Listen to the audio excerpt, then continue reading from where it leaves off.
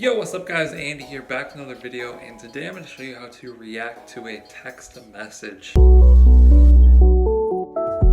Okay, so here we are on the Messages app. I'm on iPhone, and I know this is a super common thing, so probably pretty much everybody knows how to do it, but there's probably still a ton of people that don't know how to do this as well. So I'm going to show you how to react to a text message. So this can be one that you send or one that someone else sends to you. And it might be useful if you don't really want to respond, but you kind of want to acknowledge that you saw their message. And there's two ways that you can do this. You can hold down your finger on the hello.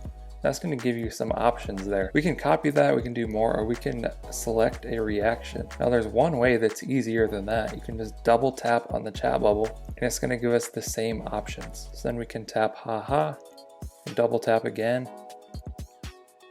You can change that to an exclamation point, double tap again.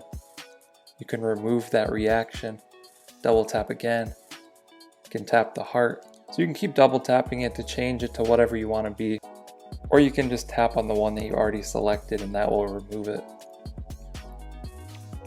But there you go, that's how to react to a text message. Like I said, you can do this to one that you send or one that someone else sends to you. I hope you guys found this video helpful. Be sure to drop a comment down below if you have any questions. I'll try and answer those. Like and subscribe if you want to see more videos like this one. Thank you guys for watching. I'll catch you in the next one. Okay. Don't blame your problems on the past. Go hard. You might well.